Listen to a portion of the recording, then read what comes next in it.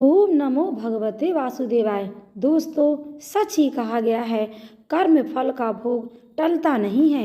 एक राजा बड़ा धर्मात्मा, न्यायकारी और परमेश्वर का भक्त था।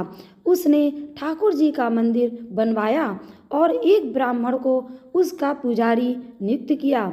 वह ब्राह्मण बड़ा सदाचारी, धर्मात्मा और संतोषी था। वह राजा से कभी कोई याचना नहीं करता था। राजा भी उसके स्वभाव से बहुत प्रसन्न था। ब्राह्मण को राजा के मंदिर में पूजा करते हुए 20 वर्ष गुजर गए। उसने कभी भी राजा से किसी प्रकार का कोई प्रश्न नहीं किया। राजा के यहाँ एक लड़का पैदा हुआ। राजा ने उसे पढ़ा लिखा कर विद्वान बनाया और बड़ा होने पर उसकी शादी एक सुंदर राजकन्या के साथ कर दी। शादी करके जिस दिन राजकन्या को अपने महल में लाए, उस रात में राजकुमारी को नींद नहीं आई। वह इधर उधर घूमने लगी। जब वो अपने पति के पलंग के पास आई तो क्या देखती है कि हीरे जवाहरात जड़ित मूठे वाली एक तलवार पड़ी है। जब उस राजकन्या ने देखने के लिए वह तलवार म्यान से बाहर निकाली, तब तीक्ष्ण धार वाली और बिजली के समान प्रकाश वाली तलवार को देखकर वह डर गई और डर के मारे उसके हाथ से तलवार गिर पड़ी और राजकुमार की गर्दन पर जा लगी। राजकुमार का सिर कट गया और वह मर गया। राजकन्या पति के मरने का बहुत शोक करने लगी।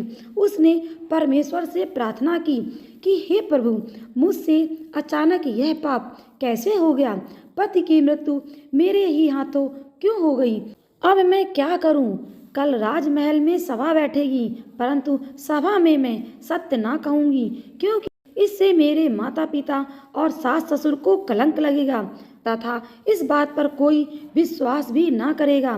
प्रातःकाल जब पुजारी नदी पर स्नान करने आया तो राजकन्या ने उसको देखकर विलाप करना शुरू कर दिया और इस प्रकार कहने लगी कि मेरे पति को कोई मार गया है। लोग इकट्ठे हो गए और राजा साहब आकर पूछने लगे, किसने मारा है मेरे पुत्र को?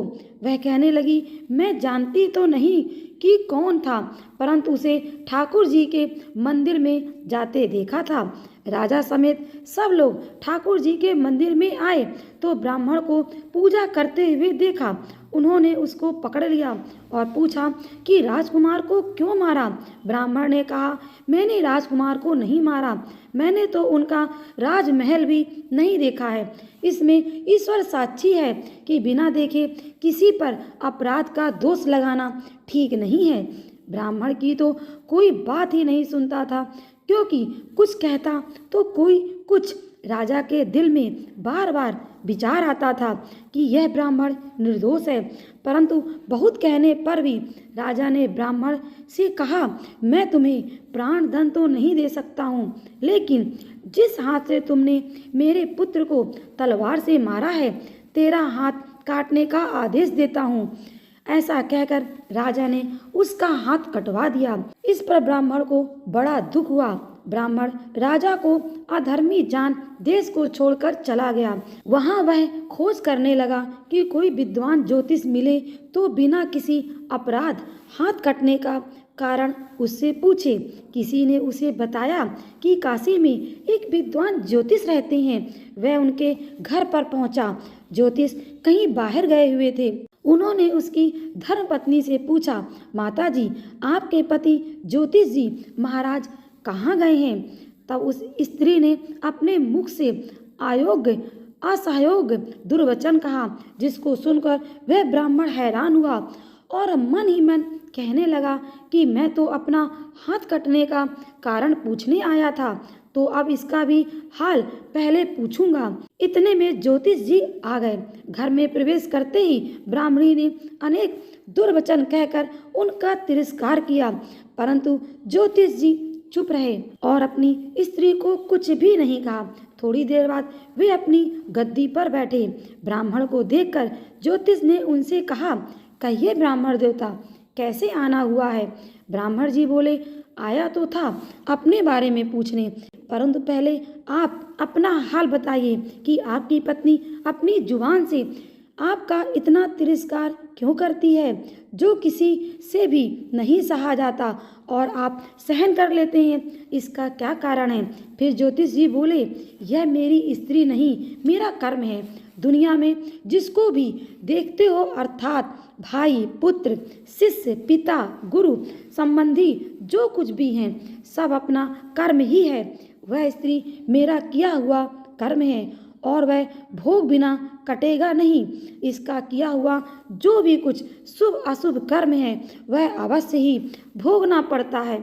बिना भोग तो सैकड़ों करोड़ों कल्प के गुजरने पर भी काम नहीं चल सकता। इसलिए मैं अपने कर्म खुशी से भोग रहा हूँ और अपनी स्त्री की ताड़ना भी नहीं करता, ताकि अगले जन्म में इस कर्म का फल भोगना न पड़े। ब्राह्मण ने ज्योतिष जी से उनके बारे में पूछा। ब्राह्मण महाराज, आपने क्या कर्म किया था जो आपको इतना सहना पड़ रहा है?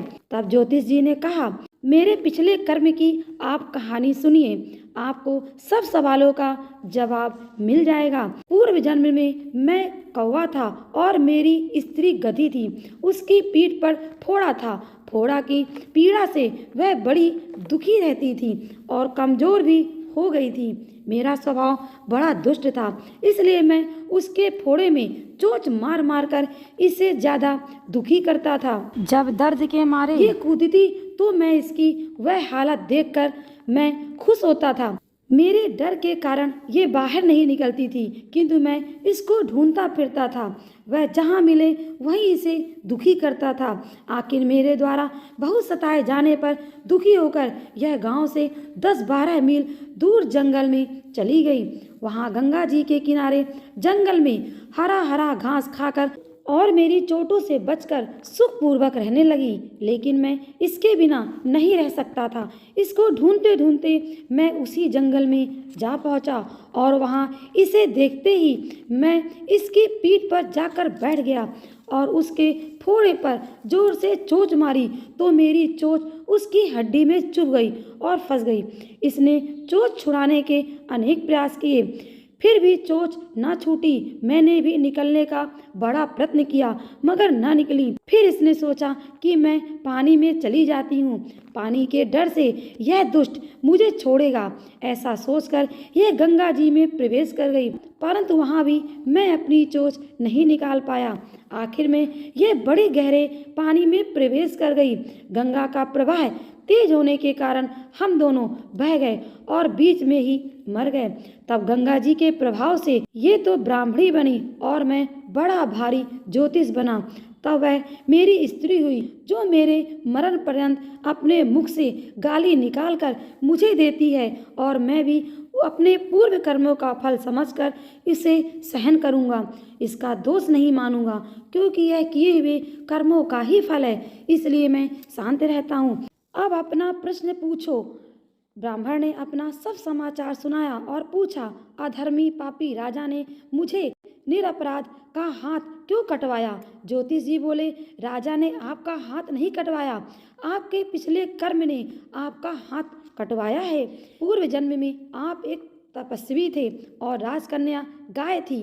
वह राजकुमार कसाई था। कसाई जब गाय को मारने लगा तब वो बेचारी जान बचाकर आपके सामने से जंगल में भाग गई। पीछे से कसाई आया और आपसे पूछा कि इधर से कोई गाय तो नहीं गई है, और आपने प्रण कर रखा था कि झूठ नहीं बोलूँगा। अतः जिस तरफ वो गाय गई थी उस तरफ आपने अपने हाथ से इशारा किया तो उस कसाई ने जाकर गाय को पकड़ लिया और मार डाला। जब गंगा के किनारे वह उसकी चमड़ी निकाल रहा था, इतने में ही उस जंगल में शेर आया। गाय और कसाई दोनों को मारकर खाकर गंगा जी में उसकी हड्डियां फेंक दी और गंगा जी में बह गईं। गंगा जी के प्रताप से कसाई को राजकुमार और गाय को राज ब्राह्मण कन्या का जन्म मिला एवं पूर्व जन्म के किए हुए उस कर्म से एक रात्रि के लिए उन दोनों को इकट्ठा किया, क्योंकि कसाई ने गौ माता को मारा था। इसी कारण राजकन्या के हाथों अनायास ही तलवार गिरने से राजकुमार का सिर कट गया और वह मर गया। इसी तरह अपना फल देकर कर्म वापस हो आया और तुमने जो हाथ का इशारा रूप कर्म किया था, उस वजह से तुम्हारा हाथ कटा। दोस्तों, इस कहानी से हमें यह सीख मिलती है कि हमारे पिछले जन्मों का भुगतान हमें अपने अगले जन्म में करना ही पड़ता है। यही नियत का नियम है। अगर आपको यह कहानी अच्छी लगी हो तो लाइक करें, शेयर करें और सब्सक्राइब करना ना भूलें। ऐसी ही अच्छी कहानियाँ सुनने के लिए मेरे चैनल को सब्सक्राइब करना बिल्कुल भी ना भूलें। वीडियो को अंत तक देखने के लिए आपका बहुत बहुत धन्यवाद।